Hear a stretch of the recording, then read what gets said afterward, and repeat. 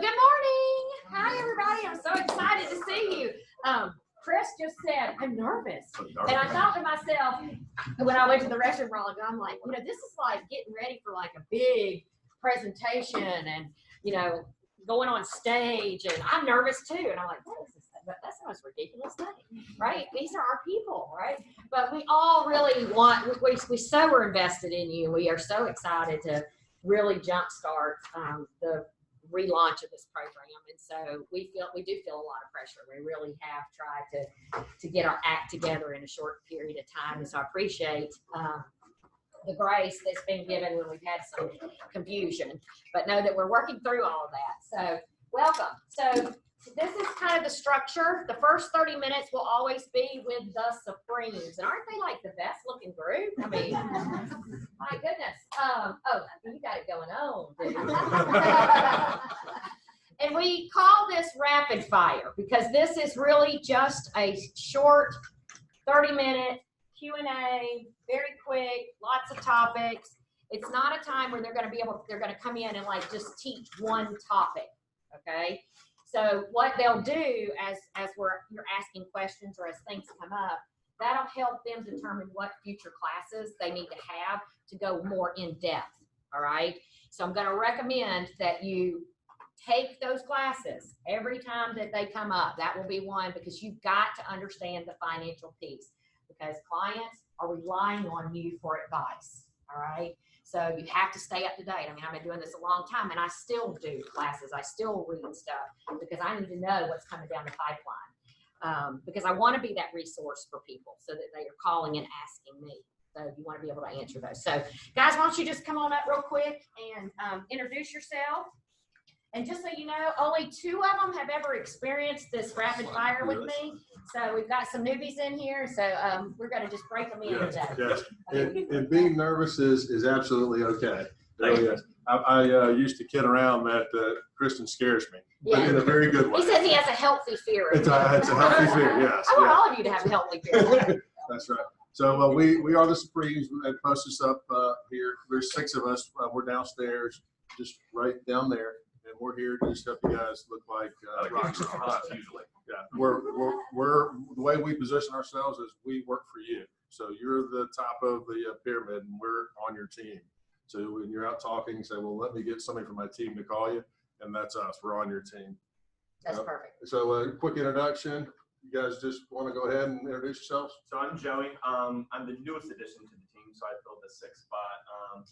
Came from the retail banking side. I worked for SunTrust, so kind of didn't really like the retail side, so came over to the mortgage side. Supreme. I'm Chris Coulter, and I think that this is probably the best use of our time. Honestly, this is why we're here. This is why we're in this building, is to help you guys and be a resource for you. So please don't hesitate to come to us with questions as it relates to financing, whether it's a deal that we're working on or not. We'll be happy to help any way that we can. And you will know if he's in the building. We like yes, right. We like me and Kathy. They're very loud. You don't need to ask if Chris is here. That's right. Yeah. They keep me in an office. A lot of times they shut the door. Go ahead, David. Go ahead. I'm David Jr. David Fox Jr. David Senior right here.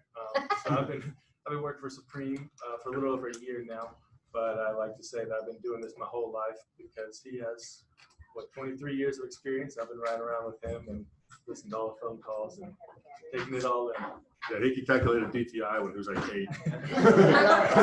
There's 2 other members that aren't here. And he's still got the business. We tried to get him into the middle or something else, but he. Ryan Ling, he was here earlier. He's not here now. He had to go to a closing in Marietta. And Lori Kern, she's usually always sitting in the front door in our office. She couldn't be here this morning. She's last night near the Pips. Yeah, that's exactly right. All right, so we're the Supremes. Our job is to make you guys look like rock stars. Nervous because we're vested in your success, and we want to see only thing but greatness, and that's where our passion and our investment is. Trying to figure out the best place to start. You guys have got a pamphlet, a flyer that we did. It's just. Does everybody have this? Yeah. Okay. And I think we might even have it as a slide. Okay, so if we don't, and we do have it as a slide, we're going to, hold on, before we move to this, if you'll pass those out. before we move on, I want to make sure that all of you have somebody in your phone from Supreme, okay? We will post this on our Facebook page as well so that you can program them at 1 or 2 or all. I don't care, right? But here's what I don't want you to do. I don't want you to text this one and he doesn't respond in 10 minutes, so then you go text that one. Give them, a minute to respond, right? Right. Figure out, get comfortable. You try them all out. They're very generous and they have a great working relationship. So there's not jealousies because they know that, making us look good, everybody gets more business, right? So, and I'm just going to tell you my history with David. We worked at Remax together 20 years ago. So I've known David and done business with him for a very, very, very long time. And so, so I love that he still says he has a healthy fear of me, even after all these years, right? So I'm going to kind of start you off. Is that all right? Yeah, please. So they said, what do you want us to cover? So I said, I gave you the, we got one. oh, we got one. Okay, what do I do? Okay.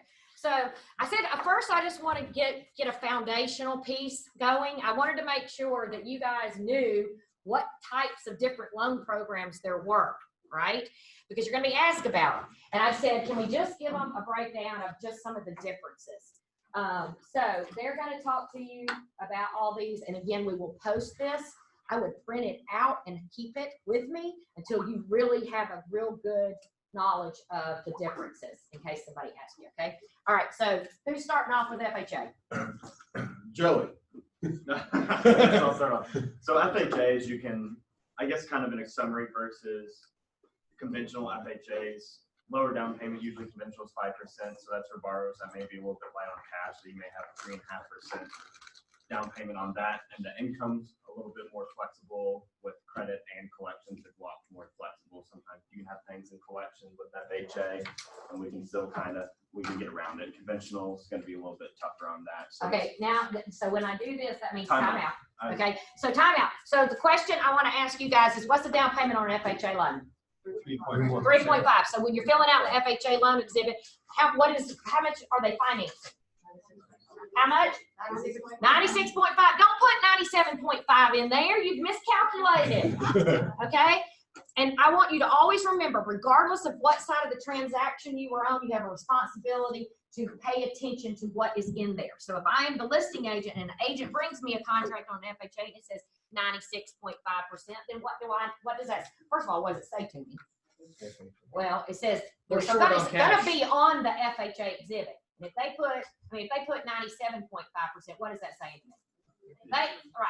They didn't pay attention or they don't know, right? And you will have to counter on that to correct their issue. Okay, so just be cognizant of that. So tell me, what's a credit score need to be for an FHA? 620. Okay, so y'all should know that because people might ask you that, right? And what I found is a lot of times when you first get a buyer, they before they've even spoken with a lender, a lot of people already know what their credit score is. Ask them, right? And they're going to check it to make sure, but that kind of gives you an idea of where they might fall. Okay. All right. So keep going. So, and another thing to that credit, just to kind of piggyback off that, a lot of people say they have a 700, 800 credit score, and a lot of times you're going to be looking at Credit Karma. That is not always the case. We use the mortgage score, which is a FICO score. It's going to be different. Could be the same. Could be higher. Could be lower. There's just different factors that go into it than what Credit Karma looks at. How many sites do y'all pull from? Credit bureaus do you pull from? 3. They pull from 3. And Okay. we'll use the middle score. Got So it? we got the high, the low, and then we'll use the Perfect. middle. Perfect. All right. So I'm going to ask you this. What is the, do you know what MIP is? Okay. So on the FHA exhibit, you have to put in there something, right? So there's a question that says, this amount, how much is it? What is the upfront amount? 20%. Nope. Somebody else? Upfront MIP amount. 3.7. Nope. Guess again. Okay, do we have some work to do, boys? Somebody said it. 1.7. That's Do it. we have some work We to got do? some work to do. Okay, so- You will know this, I promise. Okay, so tell me again, how much is the MIP upfront amount? 1.75. You better never send us a contract to review that has the wrong amount in there for that, okay? All right, so let me ask you this. Is it paid in full or is it added to the loan amount? What'd you say? Added to the loan amount. If an agent brings me a contract on my listing, it says it's paid in full, then what does that say to me? They're ding dong. Right? Because if somebody had that much additional cash, they wouldn't be going FHA, right? They would be paying it up front. So, okay. All right. Who's next? Chris, you want to? Sure, I'll go to conventional, and I'll just make one more designation and distinction on the FHA loan. Sometimes people also use FHA when they've had major derogatory credit, for instance, a foreclosure or a bankruptcy. They have the shortest waiting periods after a bankruptcy on an FHA loan. It can be 2 years, whereas conventional requires 4 years after a bankruptcy. Okay, well, time. Did y'all hear that? That's important. I wanted to make sure. I mean, you might want to take some notes, right? There's not going to be a quiz, but your clients are going to quiz you, right? Okay, so. And on a foreclosure, it's 7 years. On a conventional loan, they have to wait to do another conventional loan, whereas on an FHA loan, it is 2 years, 3 years. I'm sorry, 3. And conventional purchase is probably the most common loan that we use. I would say the majority of loans in our pipeline are conventional loans, and they are underwritten by government organizations, Fannie Mae and Freddie Mac, which I'm sure you've heard of. All lenders use the same underwriting guidelines and apply them to conventional loans. So we're all typically selling the same mortgage product, although the minimum credit score required on a conventional loan is the same as an FHA loan at 620. Okay, it is going to be a little more strict from an underwriting standpoint. It's not going to be quite as forgiving on some of the credit score requirements or the debt to income ratio requirements, which indicates that on an FHA loan, basically, if you're a first-time home buyer, you can stretch a little more of what you're buying against what you're making currently. It's a little more. Okay, Yep. So I see a little glassy eyes. And I know he's talking really fast. So tell me what y'all heard. Tell me what you've heard. Okay. Okay. But then did he say that conventional is the loan that they typically do the most of? Yep. Did anybody find that interesting? Yep. Okay. So why would you say that is the case? I would say that number one, because it is the least expensive loan from a cost standpoint for a client. If I can get them into a conventional loan over their over the career of owning that house, they're going to pay less interest, pay less PMI typically. Okay, so let's talk time there. What's typically the difference in the rate between an FHA and a conventional? You know, it is it varies, but maybe an eighth or a quarter, not much. Okay. But there's a big difference in the PMI. There you go. So y'all want to know about PMI, or you want to have a class on that? We probably need to have a class. Yeah, absolutely. Okay. I can give a quick. Go. Okay, so the FHA, doesn't matter what your credit score is, whether it's a 620 or a 790. Your PMI is the same. Everybody gets the same PMI on an FHA loan. It's a flat rate. On a conventional loan, it is extremely inexpensive if your credit score is a 790, and it's extremely expensive if your credit score is a 620. Okay, so stop. So y'all got that, because I know he's speaking really fast. Yep. And so I want to make sure that you grasp that. So on a conventional, the better your credit score is, the less amount the PMI is going to be. Okay, and his PMI and MIP really are the same thing. They're just called something different. Okay, so when somebody says to you, "What are interest rates?" can you really answer that? No. Right, because a lot of it has to do with their credit score, right? So that's why we're always going to refer our clients to the lenders, right? We're not going to guess, right? We're going to always refer them. Okay. You know, and to add to that, I know you'll cut me off if I step over your boundaries, but also we're not giving you this information because we expect you to turn around and educate your clients necessarily on the best loan program for them, because you're not going to have enough information, really, I don't think, to do that. But we want you to be cognizant and aware of it. We want you to be the smartest realtor in the transaction. That's why we tell you that. But we don't expect you to be able to counsel them on the greatest loan program based on their situation. And you just need to sound smart so that you can get them over to these guys, and then they'll carry it the rest of the way. Oh, by the way, y'all know who this is? Hi, I'm Misty Monroe. Nice to meet you. I'm so sorry. I just assume everybody knows Misty. We're so thrilled to have her in town and to be back with us. Okay, so, and we will continue to kind of go over all of this stuff on an ongoing basis, because, until you need it and use it, you can hear it, but you might not really internalize it until you really need to use it, right? Okay, so let's move on to VA and, okay, before we do that, time to close on all of these. Is there a difference on how long it takes to close? Okay, so you want to just kind of run through that? Somebody tell me. Yeah, right. FHA, 8 days. Conventional, 8 days. That's 8 specific business days. So national holidays and Sundays don't count. So FHA, 8 days. Conventional, 8 days. VA, 10 days. 10 specific business days. USDA, 2 weeks. Jumbo, 2 weeks. Okay, time out.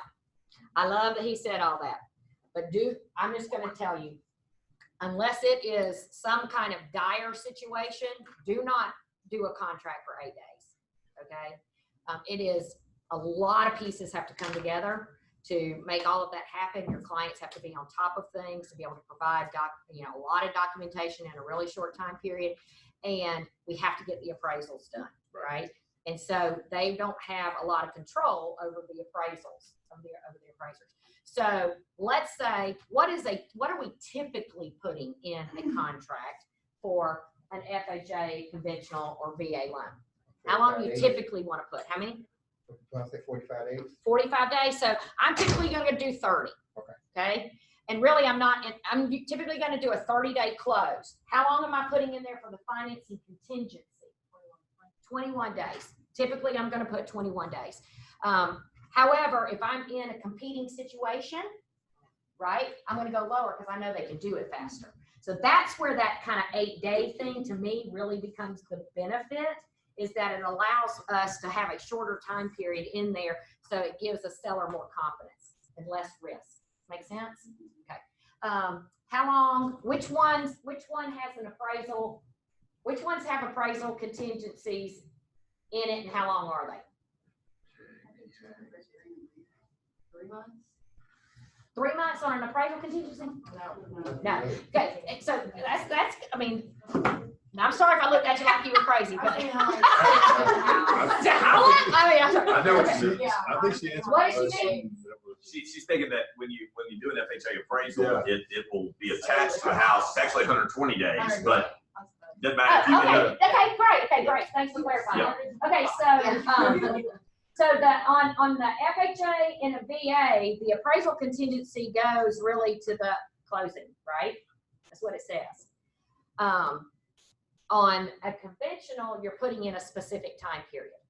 So typically what I'm going to do on that is, if I have a 21-day financing contingency, I'm going to put like an 18-day appraisal contingency, about 2 or 3 days prior to the end, because they can't technically have final loan approval, right, in the 21 days if we don't have the appraisal back in and it be reviewed. Make sense? Okay. So, all right, keep going. VA, it's your turn. Yeah, sure. VA is a great program. It's for veterans, the Veterans Affair. It's government, also like FHA, so the appraisal will go all the way through closing. But the 2 main benefits are 100% financing, so that's 0 down payment and no PMI. And so it's a great loan if you have a veteran. It's a lot of benefits to that. Okay, so let me ask you this. It sounds like it's a free loan, but is it a free loan? No. Because what does a vet have to pay? Funding fee. Okay, so there's no MIP or PMI, but there is a funding fee unless they are disabled. But what percentage? At what percentage do they waive that? It's not 100, is it? Is it 80? are you talking about you talking about disability? disability? 10%. Disability. They only need 10%, and then there's no funding fee. If So they've if they got have service-related disability. Any Service-related, disability yeah. rating, then there's no funding fee, and then it's the best deal alive. Right. Yep. Absolutely. And we took that part there. We used to have to put in the contract the funding fee information, and that really has been taken out because that's not our job to know, and they have to then go verify those disabilities, right? The lender does. So luckily so you don't have to know what the disability is. Okay. Yeah, you don't have to know, but it does, like, you want to be aware though that, because that funding fee can go up to like $10,000, $15,000. It's 3%. 3%, And then every time it goes up they use of it, the loan. and then it goes up every time they use it. Yeah. Okay, so again, we'll have other classes where we go into more in depth on these. Can I throw in a VA rapid fire to them? Yes. What's the max loan amount on VA? There you go. 100% financing. Yeah. Oh, did they do away with it? Kind of. They kind of. So now VA 100% financing can go up to 1.5 million. Wow, I didn't even know that. Yeah, it was like, what, 417? Yeah, so what's the max on a conventional and an FHA? Do y'all know that? The max loan amount on a conventional or FHA? I do. Yeah. Okay, so great. So let's educate them. Y'all better write it down. All right. So, well, the max conventional is 510,400, 510,400. And that has gone up significantly over the last several years. And FHA, correct me, Chris, if I'm wrong, is 379, like 250. 386, 386, 250. Yep. So what that means basically is you can do just around a $400,000 purchase with 3.5% down. Okay. All right. So USDA. Max loan amount on USDA 510,400. Okay. And tell us what's different about USDA. What's different about USDA? Okay, so USDA is also commonly known as the farmer's loan or rural financing. And if you think about it that way, farmers, rural financing, USDA, that is going to be the only loan that we have in here that's got geographical boundaries. And those geographical boundaries are usually outside of the populated area. So from where we're sitting right now, there are like little sections of Canton, almost all of Ball Ground. You can get up into Cartersville, but parts of Cartersville where it's populated is not. So what you want to do, if you've got somebody that's looking at a minimum down payment loan and they're planning on moving to LJ, you know that this loan program's out there. There's a lot of other restrictions on this. There's income restrictions, there's credit, there's debt to income. It's 100% financing, so it's going to be scrutinized, but it's a very easy loan to do. It's a very easy loan to do. Like I said, you can go up to 510, 400.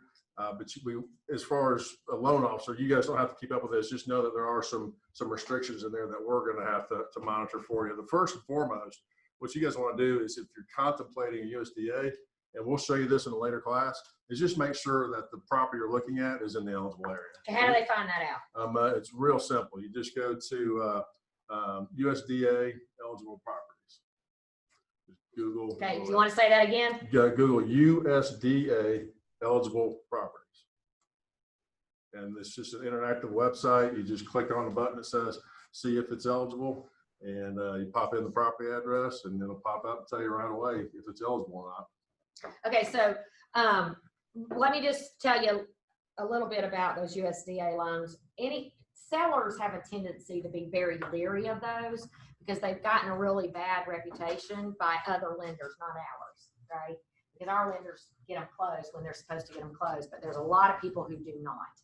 And so a lot of times, especially if you're in a competing situation, it puts your buyer at a disadvantage if they're going USDA. And so you have to make people aware of that, right? Because sometimes they may want to go that way because it's the 100%. But if they're in a price point where they keep getting beat out, you at some point have to have a conversation with them. In the event you cannot get something through USDA, can you get the down payment? Can you get a gift, right? Can we go an alternate way? So we just want to try to help educate people like that. Absolutely. All right, so what about jumbos? So jumbo, back to the rapid fire. So what's the conventional loan limit? Jumbo is anything above that. All right, so anything above 510, 400 is jumbo. And jumbo is what I like to refer to as the golden rule, which means he who has the gold makes the rules. And that's where jumbo comes in. We have different, probably 36 different jumbo programs, and all of them have different rules and guidelines. For the most part, what you're going to be looking at on a jumbo loan is the sales price or loan amount going to be above 510, 400? It does the buyer have good credit and a down payment and possibly some money left over? That's what the things we're going to look at. We do jumbo loans all the time, nothing to be afraid of. Hopefully you get a bunch of them. You're the jumbo experts. That's what that just would mean. Instead of closing 30 transactions a year, you close 20 and be up there with Kristen. Not anymore. Yeah. Okay, so let me ask you this. y'all notice it says the private mortgage insurance not required. Is that on all of them or is that again because? That's on all of them. That's on all of them. For the most part, jumbo is going to want a 20% down payment anyhow. And if it's a program that allows for less than 20% down, say it's just 10% down, PMI, it's private mortgage insurance. So the private piece of that means it's not coming from FHA, which is the government, where it's established. It's coming from private. So it's coming from different companies. And these companies they don't want to insure a loan greater than 510, 400. So the loan program is structured and priced so that the mortgage insurance is already built into it. So you're never going to have mortgage insurance on the jumbo loan. Got it. So have you ever heard somebody talk or say or ask you about a conforming or non-conforming loan? Okay, y'all know what that means? Okay, who wants to take it? You want to give a chance? They said no, right? Does anybody know? All right, so Chris talked about conventional loans, and conventional loans are Fannie Mae and Freddie Mac. And Fannie Mae and Freddie Mac have established what the loan limit is, 510, 400. And conforming, non-conforming means, does it conform to conventional Fannie Mae and Freddie Mac, or is it non-conforming to Fannie Mae and Freddie Mac? So if it's So y'all completely confused now? Yeah. all right, so Yeah, I knew that didn't go over like that. Jumbo, not jumbo, conforming, non-conforming. Okay, got it? Yeah. Did that make more sense? Non-conforming equals jumbo. Non-conforming equals jumbo. If it's over Yeah. 510, 400, Conforming is anything else under, right? Because then it's gonna conform to some kind of guidelines, whether it be Fannie Mae or Freddie Mac. Right. Okay, all right. Okay, so tell me what you've heard today. What are your ahas from them? Just cross the creek. Just call some boom, done. Best answer. That's exactly right. What else have you heard? There's a lot of options. Okay, Doesn't matter what you got, there's something for it. there you go. Unless you got, 400 credit, right? If we can, if we at least know the basics of this, it's gonna help us prove to our sellers or buyers that we're educated and Absolutely. put us forefront. Absolutely. Smartest in the transaction. That's exactly what we want you to be. What else have you heard? I should have joined the military out of high school. All right. How much is MIP? What's the percent? 1.75. Woo! Okay. So let me just say this. How many of you have had a buyer that has said that you are talking with, and they say they've already been pre-qualified by somebody? Okay. Well, if you haven't, I'm going to tell you that is going to happen. Okay. Because a lot of them will have talked to somebody. And this is what I want you to say. Great. I'm so glad you've already spoken with someone. Can you send me your pre-qualification letter for them? And in the meantime, if it's all right, I'm going to have David Fox Jr. from Supreme, that's on my team, give you a call. There's no obligation, but I want you to get a second opinion because there are a lot of things that go on in these transactions.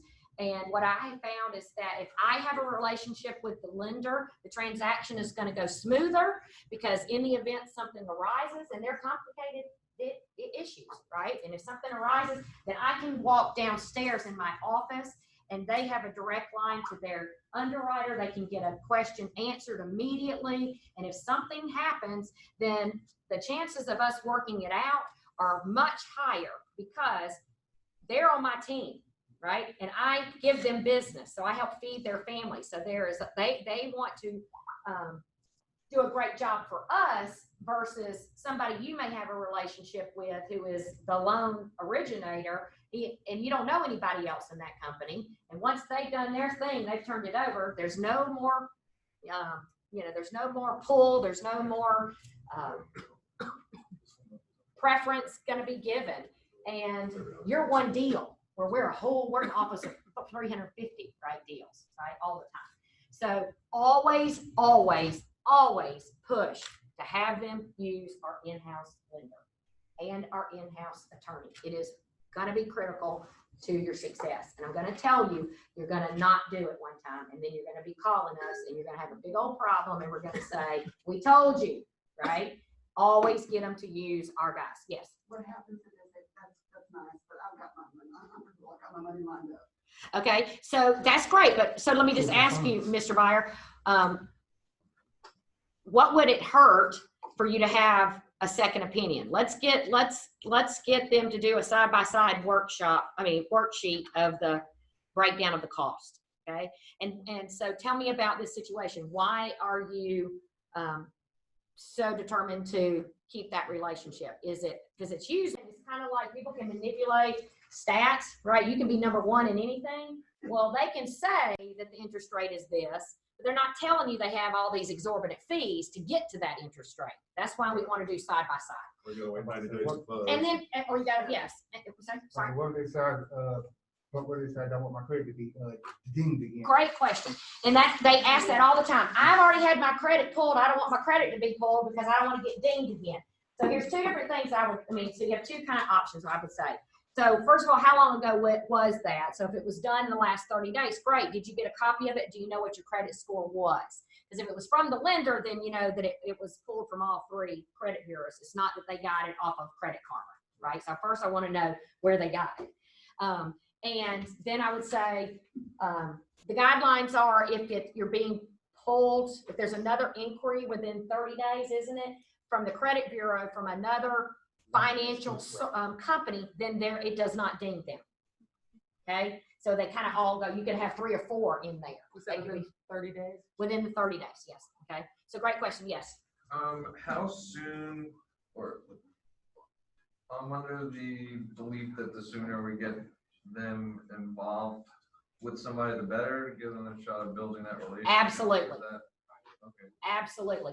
And our next large group is going to be on the buyer consultation, and we're going to talk more about that and how you actually, and what that process and steps look like. So you'll want to be here in 2 weeks for that. So yes. So, and those objections that we're talking, those are huge. I think right at this stage, as we're developing a relationship with everything else, it's important that we're able to communicate to you what our value is so that you can do that. And so we'll do that in more depth too. I think that's a great whole class that we could do to talk about what we think we're good at.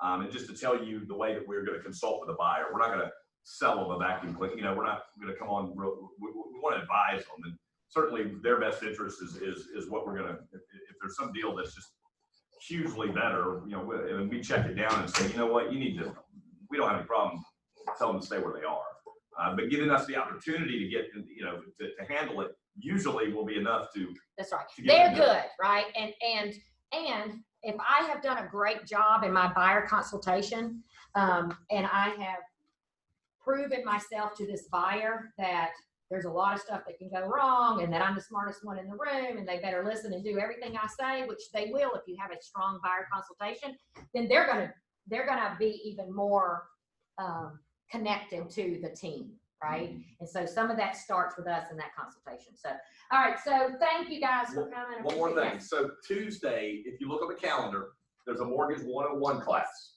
And we're going to go into some of these details in more depth in terms of qualifying. And so you can get a little more detail there too. So just wanted to plug that class real quick Tuesday. And I honestly don't know the time. David just put that in my ears. So 9 to 9:30. Beautiful. Okay. Awesome. Thank you guys. Okay, guys. Appreciate Thank you guys. Look forward to seeing you. So I got left. And I don't know what to do. Let's see. How do I get back to the presentation? I'll get you there. Okay, perfect. Okay, so was that good?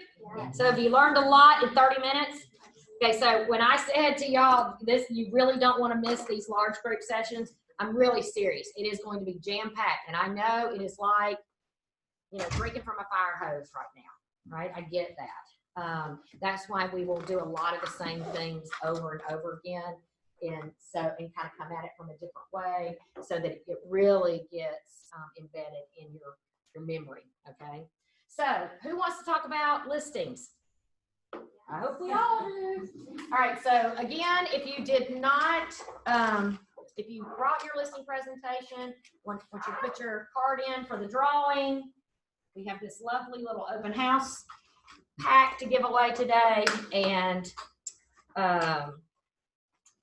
I have passed some of these around and I'll just pass the rest of them. This is just a sample, I'll bring you one, of the listing presentation that I put together from the Michael Lewis Marketing Suite, but I've added some additional documents in there, and we can kind of talk about that. Who wants? Okay. All right, hang on. I know. So we have a guest here today. Welcome. Okay, and you're gonna so y'all are gonna have to share, okay? And we can just pass them. All right, so let's talk about listings.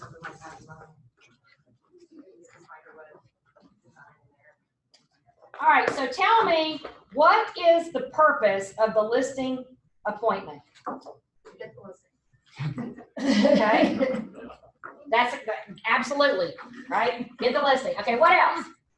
Find if they're actually motivated to sell. Okay, find motivation. Okay, what else? Just set expectations. Set expectations.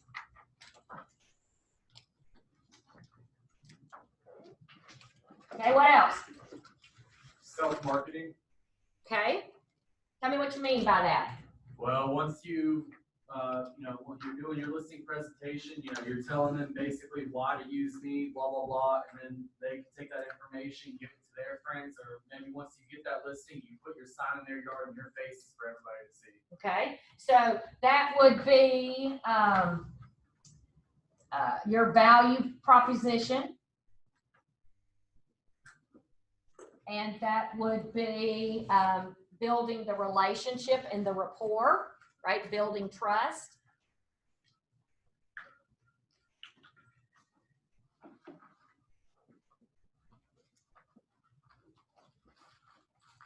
Okay, what else? Educate your seller. Your future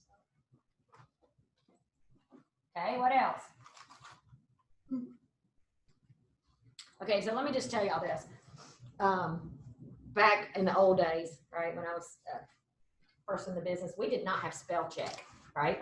And we had to fill out our listing stuff, and we had to turn it in, by hand. And I'm a terrible speller, right? My mama always said that was a sign of high intelligence, and I just took that in, so I believe that. So my old broker, they really had a hard time even sometimes understanding what I was trying to say on those forms, right? And that he recreated my business card, and it said, my tagline was Sizzling Home Sales Solutions. And he recreated it and said, I can't spell, but I sure can sell. So if y'all do not know what I am writing, just forgive, I will not try, right? I'm just gonna do the best I can here. Okay. So, and then look at me. I jumped right ahead. I didn't follow the PowerPoint. All right. So I have a few housekeeping things that we need to go over. So I've gotten some emails from a few of you, and there was no email signature on there, and there was no graphic. And I guess we've never found my graphic to put up there. But you need to go on the Michael Lewis Marketing Suite and create your signature or your pictures on there. So it pops up automatically, right? All those subliminal messages we are saying over and over and over again, I'm a realtor. All right, next. So you will be receiving a text message from this telephone number, right? Or text messages. This is our text only line. So don't respond back to it because it's going to be just notifications, right? Except for it will have the weekly tracker questionnaire on there.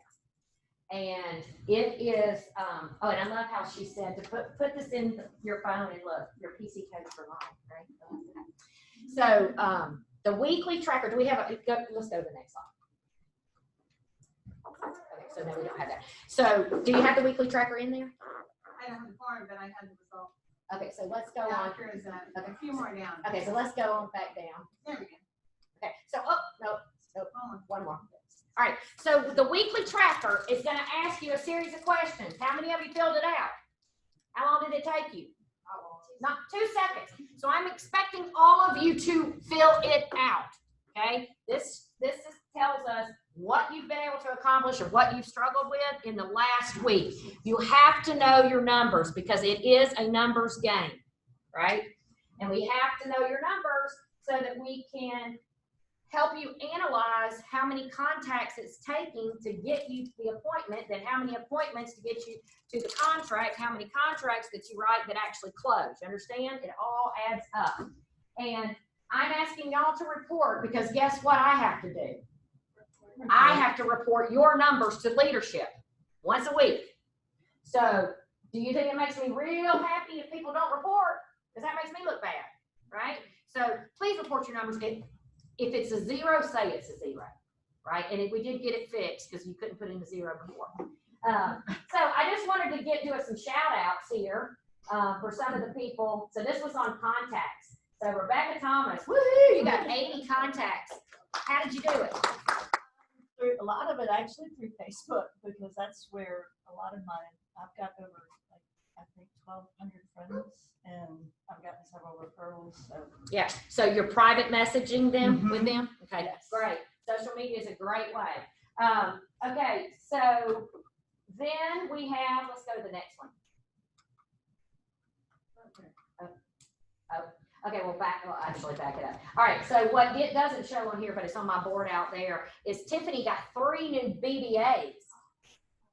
Okay, that is awesome. I'm so proud of that, girlie.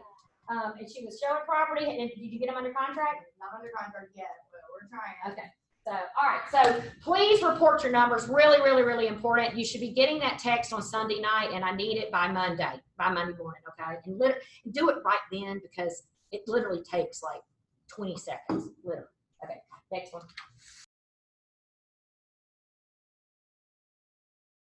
Okay. So thank you. All right. Let's see. Did I hit everything? All right, so I just wanted to real briefly touch on your small, because we're going to start small group coaching sessions next week. So small group sessions will be on the opposite weeks of the large group, so that you are seeing us at least once a week, right? So every time that you come to a session, we're going to ask you to report your numbers again. Okay, even though we've done that little weekly thing, and we'll have that pulled up, but that could have changed since you reported on Monday, obviously.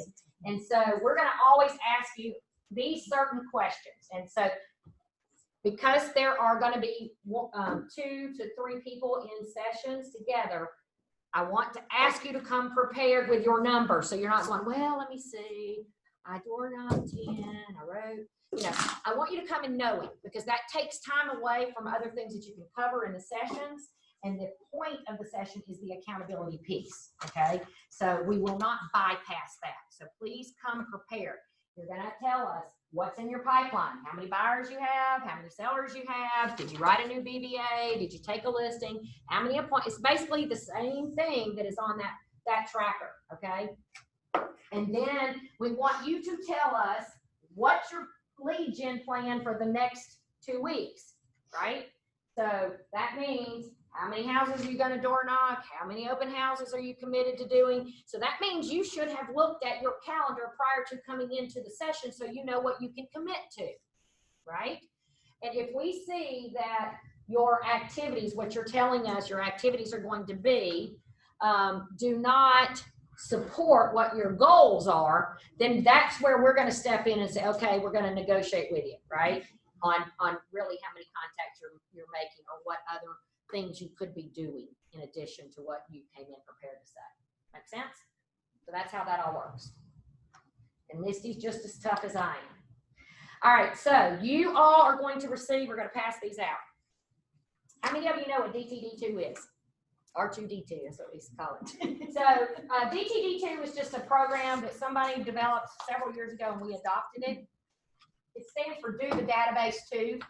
And what that means is that each week you're going to be contacting your database. You're going to be calling your database, and it's 2 letters per week, okay?